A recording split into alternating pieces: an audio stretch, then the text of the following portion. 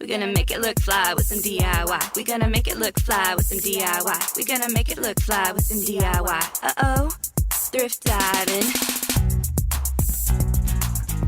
Hey, I'm Serena Pia from thriftdiving.com, which is a podcast, a blog, and a YouTube channel that helps you decorate, improve, and maintain your home with paint, power tools, and thrift stores. And of course, here at Thrift Diving, we do not sacrifice our budget, the environment, or style. Welcome to episode 29 of the Thrift Diving podcast. I cannot believe I'm almost a third of the way to 100. It's amazing.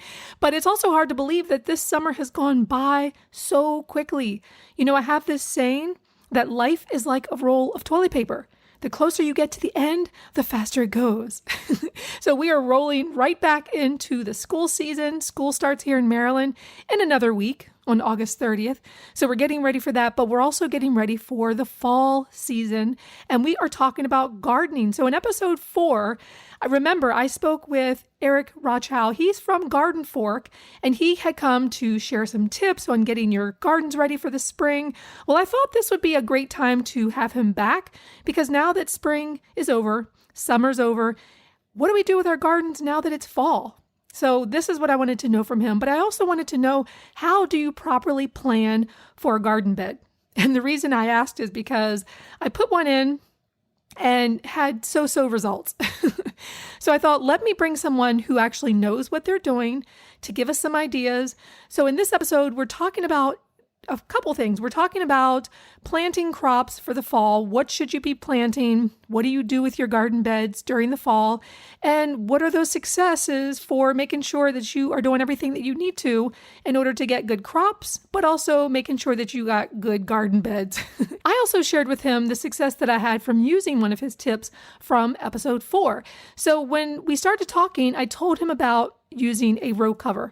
And I didn't explain in the episode to you what a row cover is, because as he validated, most people don't know what they are. I didn't know what they were either. So if you've never heard of it, it's basically one of those gardening nets that you place over your crops to keep out the moths and the other insects, particularly cabbage moths. They will destroy your kale. And that's not what you want. You want your kale to survive for a long growing season. So we're going to talk about all of those things in today's episode. Before we jump in, let me remind you, definitely go to Instagram, follow me at Thrift Diving. I do post updates there. You will see a picture of me working out at the gym. I do share some personal things there. It's a lot of fun, but hopefully you'll join me there. But let's go ahead and kick it off with episode 29 with Eric Rochow from Garden Fork. Eric, it is so good to have you back. I know we were speaking probably back in the spring and we were talking about some gardening tips. And I wanted to tell you, you know what? Those row covers that you recommended for kale and things like that. Oh, yeah. I took your advice. I'd never used row covers. I ordered them. I probably didn't put them on properly, but I just literally covered all the kale. Yeah. I'm not seeing the caterpillar activity, but I'm seeing the holes. It has salvaged my kale. Usually at this time of the year, by August, it's just all caterpillars and there's nothing to eat. But we're actually able to go out there, pull the row covers off, and eat. So I wanted to tell you, thank you for that tip, because I actually used your tip. Yes. They're hard to find in the store. Like if you go into your agricultural store, they look at you like you're from outer space. Really? But like market gardeners use them, but you can buy them online and they come in different weights. A really thick one it's just the fibers are spun thicker, but you need a light one. Just be careful. You have to take care of it. Like in the fall, just roll it up on a cardboard tube. Okay. And then store it somewhere, because the fall winds will beat it up and break it. But if you store it nice, it'll last a bunch of years. Can you wash it? Because I've noticed when like the leaves and just other debris has dirtied it up, can you wash it out first? You can hit it with a hose. Like you could lay it on the ground and just hit it with the hose and then just let it air dry and then roll it up and put it away. Yeah. I just wanted to follow up with you on that because like I said, normally at this time, all the kale is gone. Like there's nothing to eat. And when I go out there now and I'm snipping away leaves, I'm still seeing things grow. We have tons of kale. So I was like, I got to tell Eric, thank you for that tip. You can actually use the row cover to extend the kale season to the point where it's snowing. Really? Yeah, I mean, you can just let the row cover lay on the leaves if they're really sturdy plants, or you can get these little metal. It looks like coat hanger wire, and it's in an arc, and so you can build a little tunnel And then you could just tuck it with some stones or brick around, and that'll extend the kale season. Kale will grow it doesn't die, but it will stop growing Yeah. in the snow. But then the kale sweetens up even more as it gets colder. So it's kind of a multi-use piece of fabric. That is amazing. Yeah, and that's what I was going to ask you, because when I put the row cover on, I literally just threw it on there and they were just little babies, and then put some garden stakes around it so it didn't blow away. But that's the question. I didn't know whether I should just leave it on there or if I should do those little arches and sort of make that tunnel. If they're not like falling over from the row cover, I wouldn't. I mean, if you get a big snow, the row cover with the snow on top could crush the kale. Could crush it down, yeah. Yeah. But it just depends on how much time you want to spend. You could even just go get sticks in the yard and, make a little frame, like a rectangular frame. Don't have the sticks stick up through the fabric. Right. Just have it, sticks and like a, just like send the kids out there. Okay, I'm going to do that because I've been amazed that we've been able to eat kale for this long in the season and it's not been completely destroyed by caterpillars or having to spray it every single week every time it rains. Yeah. I think we had talked before about using BT, and that works pretty well if your kale is uncovered. But the problem is then the minute it rains, you have to go back out there and spray it. Right. And it's one more thing you got to do, which I can't stand. So the fabric is very passive. You put it up once and it's done. Yeah. Now, would this be a good time for people to start kale? I mean, even if you haven't had it during the summer, can you start kale now and have kale throughout the fall? Down where you are, yeah. I mean, I'm up in New England. You can eat kale when it's this big or this big. So if you've got some kale seeds laying around, throw them in and see what happens. I mean, I'm all about let's try this and see what happens. So what are some other things that people can do to get their garden ready for the fall? Because right now, what I've got, of course, is the kale. And my peppers really didn't do too well. And I think it's because I moved everything to the back of the yard. I had these garden beds that I built a few years ago, and they were in a nice, really sunny area. But I'm getting this huge shed, a 16 by 26 shed in my backyard. The shed, yeah. Super excited about that. But because they have to bring the trucks and everything in through that part of the yard, I had to move them. So I didn't use those this year. So everything's in the back corner where there's not a lot of sunlight. So I'm thinking that I'm going to just leave everything in the garden. But is there anything that I can do to the garden right now in order to continue it into the fall? I mean, will the peppers grow at this point? They really haven't grown. I see the little buds where, little flowers where they want to come in, but they just never took off. So I don't know if maybe I should just leave them, pull them up, plant something else for the fall. What would you recommend? I would yank them. Peppers need heat. They need heat and long sunny days. Okay. Yeah, that I can tell. I put lettuce in. That's a good one because that does well in the fall, right? Yeah, in the spring and the fall. I mean, lettuce doesn't like heat. Everyone's got a cardboard box of seeds laying around. Mm-hmm. And even if they're a year or two old, just put them in really thick. And, it seems like most people's gardens, there's a lot of empty real estate in the later part of summer, and you just fill that in with stuff like lettuce. You can actually plant lettuce under your kale in the middle of summer or like under your basil or something because it shades it. Yeah. I didn't know. See, there's so many things I don't know about gardening. I usually just put whatever out there and whatever grows, and whatever doesn't. I don't spend a lot of time planning it. Yeah, our friend Aaron, the Impatient Gardener, who has the YouTube channel, is the planner, and you and I are not, which is just fine. Yeah, I think I get so bogged down by projects that I'm doing in the inside that I don't spend a lot of time on the outside. The problem is that I want to have this robust garden, but I feel like if you have this robust garden, it takes a lot of time and attention. And the times when I've planted things and then I never go back and spend any time de-weeding or really tending to it, cutting off the blight from the tomatoes, maybe a month or so into the garden, it just looks horrible. So I really like things that don't require a lot of effort from me. That's why the row cover was great this year because I could put it out there. And then when I'm ready to eat kale, just go snip it and go back inside to do whatever I do.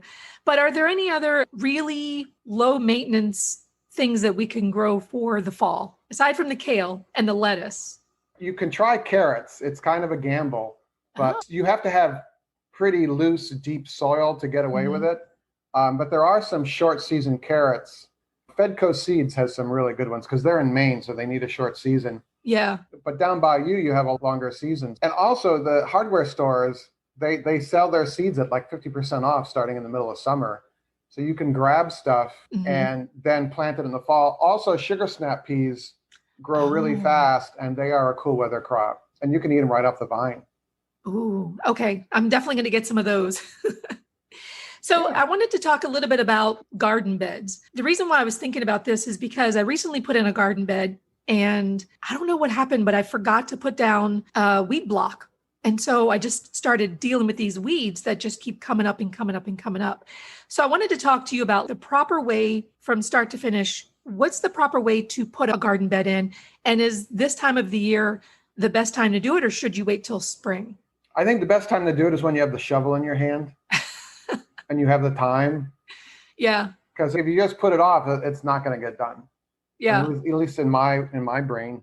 You have to think about the shape of the bed first, and what people will use either spray paint and draw it on the grass, or they'll take a garden hose to decide the shape of the bed.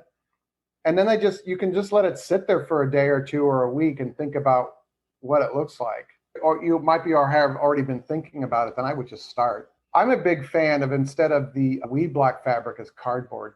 Now, here's the thing about the cardboard, though, because when I did the fire pit, I did this really nice fire pit in my backyard. Oh my gosh, I think it's got like 2 million views, which is crazy. There was a lot of people that had commented, you never want to put cardboard down because it's going to draw termites to your house. That's a food source for them. Have you heard anything about that? No. Termites can tunnel underground hundreds of feet. Yeah. But there is so much organic material already in the ground. I don't think that cardboard is really going to invite them. Termites like damp wood. And I've had termites in my previous building here in Brooklyn. We had termites, and I got a crash course in them. And they will travel from your building to the next building, and they will tunnel through the dirt to get there. I mean, I get the same kind of thing in my videos. They're like, oh, you shouldn't do that. Like, I put wood chips on my vegetable garden beds, and people are always screaming at me. And yet the science says that it's perfectly fine to do, but there's this thing in people's heads that you shouldn't. So I asked them, is there like an article from a university you can cite, or a state extension service you can cite? And they just don't answer. But no, the cardboard will not attract termites. If you have a dead tree in the yard and it's laying in the ground, it can get full of carpenter ants or termites. So you want to get that off the ground. I did a really interesting, for people listening that want to listen to the interview that I did, there's this guy, he actually is my pest guy. He's from Bug Boys. Oh, I remember that. Yes. Oh my gosh. And that video, we talked about termites. We talked about bed bugs. I mean, I've never seen a bed bug infestation the way he has put it on his channel. And I made the mistake of watching it right before I went to bed. I was like, why did I look at that? Like, and then your legs start itching. I couldn't get it out of my head. I couldn't get it. And that was one question that I forgot to ask him about the cardboard. But since we were talking about it, it just brought it to mind. Now, do you think that the cardboard works better than the weed block, or just that it's free? We usually have shipping boxes. We can just put it down and still get good results. Well, there's two things. There's the weed block you could buy at the orange or the blue store, which I think is junk. I made the mistake of using it around my blueberry bushes, and it starts kind of sticking up out of the ground. It breaks down very quickly. Yeah. I like cardboard for killing grass to create a bed. If you want to create a bed where you know you're not going to plant somewhere and you don't want anything to pop up, I would use what's called geotextile fabric, which I don't know if you've ever been in like a greenhouse, a commercial greenhouse or a nursery. It's this woven plastic sheeting. The threads are about 16-inch long. You've seen it. Once I could send you a picture and you go like, oh, that's that stuff. That stuff is bulletproof. It's very hard for plants to go through it, and it allows water to percolate through. If you're going to plant an apple tree and you want just a thing of wood chips around it, I would use geotextile fabric. But if you're going to plant a garden bed and you're going to have chives here and then a blueberry bush over here, I'm a big fan of cardboard, because a double layer of cardboard will kill all your weeds, the grasses and crabgrasses and that. It won't kill like Virginia creeper. And then it just kind of breaks down and you don't have more plastic in your yard.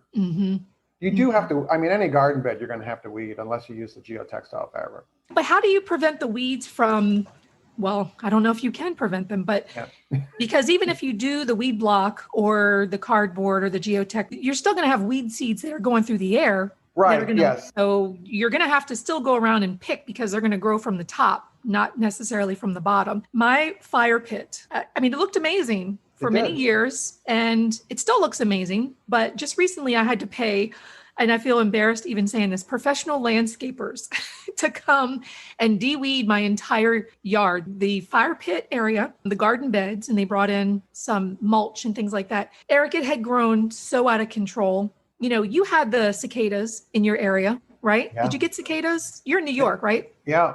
Yeah. Not too many, but they're here. So yes, we had tons of them. I was deathly afraid of even going outside. It made me realize how much time I actually spent in the yard during the spring and summer because my yard had never overgrown like that. So the fact that I just wasn't out there, I wasn't doing anything. I wasn't de-weeding. I wasn't even just walking across the path. It just grew out of control. It got to the point where I needed professional help. Yes, I had to bring in professionals. And I think it was like, oh my gosh, it was like $660, which was insane. But when I started thinking about the time that it would have taken me to do the same thing, I just decided I'm just going to pay someone to do it. I could be doing something else with my time. And I felt so guilty as I saw the men out there working hard with their shovels. I was like, Serena, you are not a good DIYer. But, you know, what can you do? Sometimes you got to call in help. Okay, so let's walk through this. So creating the shape with either spray paint or a garden hose. Yep. And then putting cardboard down. So if you've got grass in that area, put cardboard down to kill the grass, and you can just leave it there and then start your bed. Now, let me ask you about the shape of garden beds, because I know this is where I struggle a little bit. Are there any rules to how you shape your garden bed? What are the guidelines that you follow when putting in or deciding on the shape of a garden bed? I make sure I can get my lawnmower around it. Oh, that's a good one. If the curve is too tight, you're going to have to go back there by hand and with your trimmer. Oh, that's a good one. I didn't even think about that. So basically you don't want any tight corners because then you're going to have to, you know, get the weed whacker and come out there and finish off that section. So you just try to keep things as smooth as possible. Curve. Yeah. Just a little gradual curve. Okay. The other thing I do before you even lay in the cardboard or your fabric is when you have the exterior shape of your bed, I dig a trench with a straight, flat metal garden. What's it called? Shovel. Spade? Yeah, that's the word, shovel. Spade. And you're essentially digging a kind of like a V trough around the new garden bed, and that keeps the grass from creeping into your garden bed. Mm-hmm. Because grass grows by seed, but also grows by rhizome. And also like if you have like raspberries or blueberries nearby, they can pop up as well. But if you dig this, it's essentially like a moat. It will keep a lot of that stuff from creeping across and growing up into the raised bed. Or the, oh my gosh. Bed. I had no idea. And also it's kind of a cool look. Erin from the Impatient Gardener, I think she has a special shovel just for that. I could be wrong. Okay. She does like tools. So I'm going to look that up. And then how much soil do you typically use? I mean, like how many inches? I think sometimes I tend to be very skimpy on the amount of soil that I put down because I feel, I mean, part of it is because I only have a minivan and there's only so much that I can transport at one time. But the times when I've actually used a nursery, it's been helpful to, at least with mulch, just say, hey, I'm going to put a tarp in my driveway or in front of my house and just come and just dump. And they're usually pretty good about, you know, if you tell them what size of the area that you've got, they're pretty good about calculating how many cubic yards that you need. And to me, that's been helpful, especially when I was doing garden beds back before they got crazy several years ago. And I think I even did that. No, for the fire pit, I actually went and bought individual bags of pebbles. That was horrific. I will never do that again because I think I had like 30 bags and I had to lug it all home. So whenever possible, whenever you can get a nursery to deliver that stuff, I would highly recommend having them do that. It just saves so much energy. The irony of the delivery is that the delivery usually costs more than the stone or the mulch. Yes. But you know, a truck is very expensive to license and insure and run. So yeah, you can combine to think about all the things you want mulch for, and then just get a giant load of it. But the other thing is if you're putting down cardboard, take all the tape off it, the plasticky clear tape, because that doesn't break down. And I've several times I've been digging a hole in a bed that I had cardboard underneath, and I pull up tape with, at least on the East Coast here, we're getting these invasive bugs that are killing a lot of trees. We're losing the ash trees up here. When an ash tree comes down, if it's along the road, the town has a crew that does it. But if your neighbors are getting a tree chopped up, getting rid of the chips is a pain for them. If you're down the road, you can just say, hey, would you mind dumping those in my driveway? And, throw them $20 or something. But the worst they can say is no. And it's free mulch, Yeah, I actually did that once when I think this was a couple of years ago when I was putting in my blueberry garden. I think we were doing a Troy-Bilt collaboration. Yeah, and I was collaborating with Emily, I believe. And she said, well, hey, you're getting that tree in your backyard cut down. Why don't you just have them take the mulch and put it over in your blueberry garden? And I was like, hey, that's a great idea. I didn't do that this time. I should have when they took the pine down, because just 3 weeks ago, the site where I'm going to have my shed, I had this huge pine tree cut down. I saw that in the picture. Yeah. Yes, this huge pine tree cut down. Initially, they were just going to take a few of the branches, but when you look at the cost of removing some of the branches versus having the whole tree removed, it was only a few $100 difference. So I said, just take the whole tree. But when they were taking all the wood, I saw all the chippings and it just looked like a hot mess. It didn't look like a nice, clean pile of chippings. I said, you know what? I'm just going to let them take it. I'm not even going to keep it. Okay. Is there other tips that you would recommend, like in starting your garden bed? Those are good tips. Making sure that you've got the little moat, the little V shape along the edge, because I didn't know that. But to get best results, like what are some other things people should do?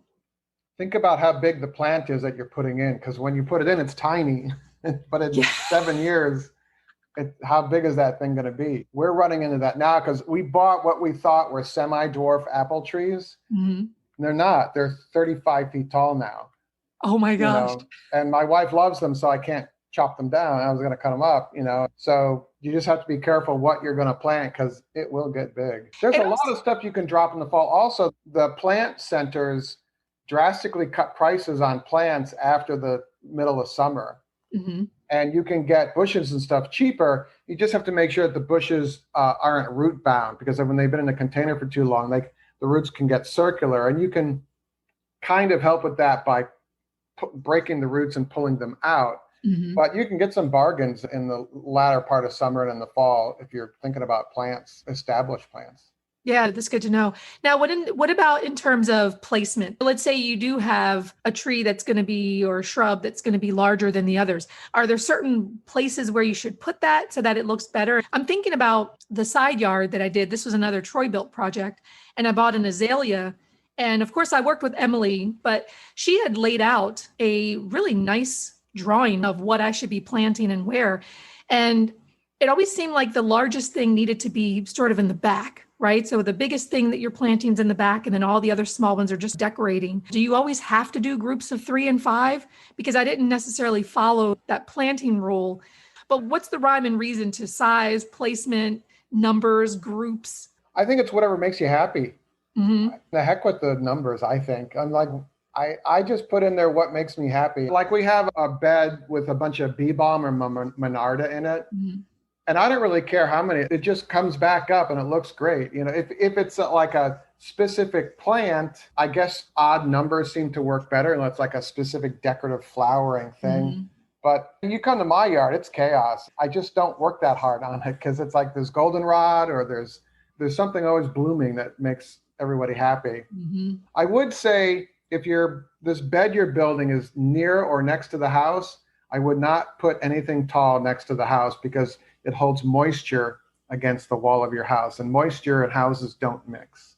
That's when you start to get things like termites. If the soil over there is moist, if you have a wood-sided house, it gets kind of punky and rotted, you can get termites over there.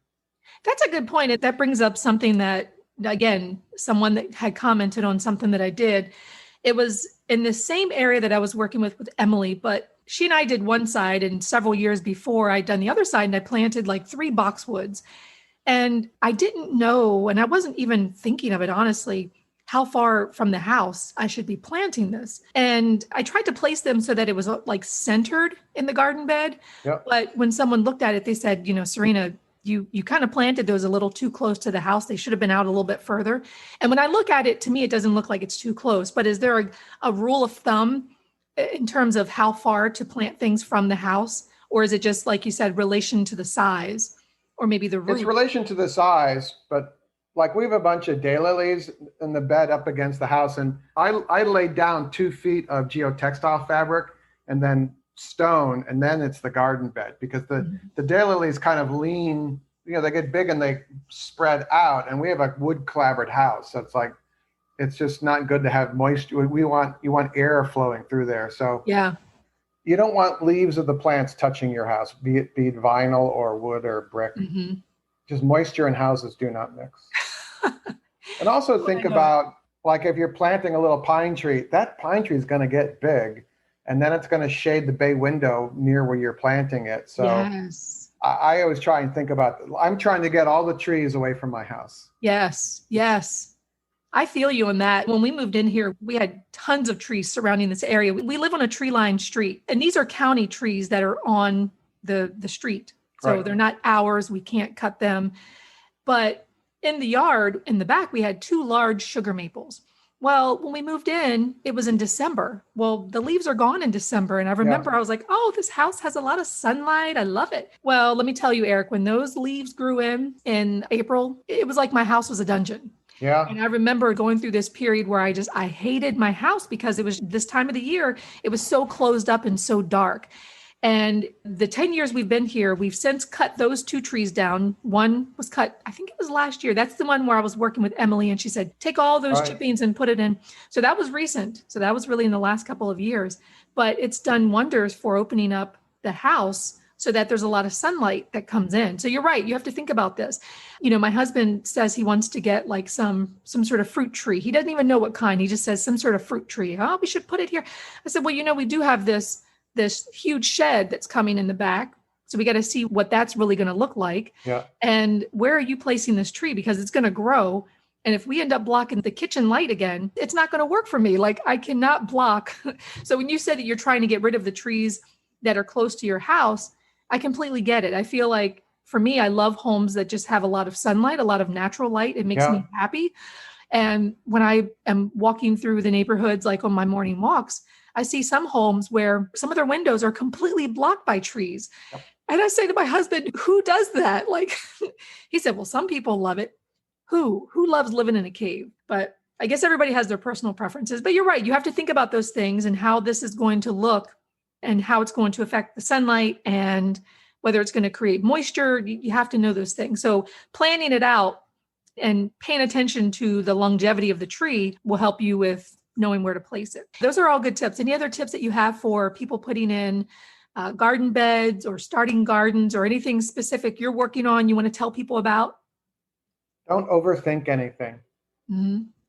You can always redo it. You're going to need something to do next summer. So. It's true, right? You could always pull it out and put it somewhere else. Yeah. Well, let me ask you that. Let me ask you that question. How careful do you have to be when, let's say you plant something and you're not liking it and you decide next season or 2 seasons you want to move it? Is it easy to do, or are there certain considerations you have to keep in mind so that it doesn't die? Well, it's better to move it when it's dormant. Mm-hmm. Dig it out in the fall or dig it out in the early spring, but you can move it in the middle of summer. If you move it in the middle of summer, you got to water it a lot and try and get as much as the root as possible. I actually even cut back the limbs because you've cut a huge amount of the roots, so it can't keep up the root. Those roots can't supply all the leaves. Mm. So nature is going to fill the void anyway, so you might as well move your plants around and put them where you want. Yes. When we had the tree people come in to cut that huge pine where the site is for the she shed, I had a fence there and I had 2 great plants. And one of them, I just had them transplant it into a different part of the yard. And it immediately looked like it was dying. And I thought, okay, like, how can this be? I thought they know what they're doing, but I think you're right that nature is just going to take over. I mean, they replanted it. And I didn't give it extra water. I probably should have. So do you think that it'll come back next year? Whatever grapes were on there, they were not ripe, but it's almost like it hastened the ripening of the grapes. I don't know what that was about. When a plant knows it's dying, plant's whole job is to reproduce, to produce seeds, basically. So when a plant knows that it's stressed or it's dying, it will bolt. Like lettuce, when lettuce gets too hot, it shoots up and puts its flowers out because it knows it's dying and it wants to get its seeds out before it dies. So that's probably what the plant was probably in shock and it bolted. Oh, but does that mean that it's going to be dead for next season, or do you think it will? I don't know. I'd have to drive down to Maryland and see. But when Hey, you're always welcome. You're always welcome. When you transplant, you have to water a lot, like, every other day or every 3 days, just for a couple months to let it get established. See, that would have been good to have talked to you before, because then I would have been watering it every day. I don't think I even watered it. And now this week here in Maryland, we've got just tons and tons of rain. But at that time when they transplanted it, we didn't get a lot of rain. So I didn't even go and water it. That's so bad of me. There's a danger of overwatering too. So that's why I said like every other day or something. So you don't want it to be mud. So. Well, we'll see if it grows back. But the good news is that if it doesn't grow back, I know where I can go and buy another one. I'll just pull that one out. And those things, I didn't really do anything to the grape plants. I mean, I just put it in the ground, and like you said, nature took its course and it just started to grow. So funny how that works. Yes. So where can people find you? Just go to YouTube and type in Garden Fork. Okay. And then I also have a podcast. It's Garden Fork Radio. So you can hear us talk about what we hope are interesting things there. How often do you publish? Once a week? It's usually once every 2 weeks right now. Just regular work is kind of overwhelming. So yeah. What's your regular? You mean regular work for Garden Fork, or is there other work that you do? Well, I'm a landlord. Okay. And but I also just working on the building and working on. I also run the website. It's just I'm a hot mess. So focus is an issue for me. I hear you. It's so funny because the people that are closest to me know that sometimes I get these ideas. I get really excited about things, and then it's all I want to talk about. And everything else that I've been working on, I just lose focus on it, and I just want to focus on that one thing. And my one thing that I wanted to do with this podcast is that, and I mention this in my podcasts every week, is I wanted to be consistent. So January, I think I released 4 episodes in January. And then my goal is every week, every Friday, I want to have an episode available. And I'm so proud of myself, Eric. I've actually done it. So this is episode 29. I know. It's been amazing. And I've actually created a schedule for myself. Just last week, I said, every week I want to know exactly what the podcast is going to be about, and I'll properly plan. So I feel like if I can tackle this, then I can move on to the next thing. Maybe have a YouTube video every week. Maybe. You never know. Good luck with that, Serena. I've never been able to be consistent with that. Okay, so people can reach you at Garden Fork. You've got your podcast. Check Eric out. I tell people this whenever I'm talking about you. I love your videos. They are so fun to watch. And sometimes you just show up in the weirdest places, and you'll be on the ground next to your dog speaking up to the camera. And it's just a feel good channel. So for people that want to listen to you talk about gardening stuff and just other stuff too, because you talk about a lot of things, you can definitely check Eric out there. Cool. Eric, thank you. Thank you so much for joining us. And we will see you maybe in a future episode, or maybe you'll invite me to yours. All right. I'm here. I'm right by the brick wall here. So. Okay. All right. Thank you. So what was your favorite tip that Eric had shared? Well, I think the one that was most surprising to me was creating that V shape, that little moat around your garden beds. I thought it was just decorative. I never knew that there was a real reason why beds were created in that way, but it makes sense. It makes sense. So I learned something today, and I always learn something when I'm talking to Eric so that I can put it to use in my own garden. So I want to know from you, what did you learn in this episode? Or do you have a tip, a gardening tip that you're like, I just have to tell Serena? If you do, shoot me an email, serena@thriftdiving.com, or send me a DM on Instagram. You can find me there at Thrift Diving. I would love to hear from you. I will be putting a blog post together with all these tips. This knowledge is just too great to keep in some podcast episode. I got to share it with the world. And if you have something that you want to include, just shoot it to me and I will include it, because I want to be able to give all of these tips to anybody that is trying to improve their home and create a wonderful garden as well. Next week, you have to come back for episode 30, because we are talking about how to start a blog. That's right. This episode is one that people have been asking for. I even wrote a book, and I never even finished it. I literally just looked at it yesterday. It has 166 pages. That's right, of information on how to start a blog, step by step by step, creating the name, creating the blog, putting it all together. And that's what we're going to talk about next week. And I think because it's such a huge topic, we may spread it out into multiple episodes, but I don't think we're going to do it all at one time. There's just too much information. So you have to come back for episode 30 for that. But I hope that you follow me on Instagram. I hope that you send me a message and reach out to me. I love hearing from you. And I can't wait to see how next week's episode is going to go and all the wonderful knowledge that I'm going to be able to share with you, because you can make a full-time income online. So we're going to talk about that. How do you get started? How do you work with brands? There's a lot to be said. All right, I'm Serena from Thrift Diving, and I will see you next episode.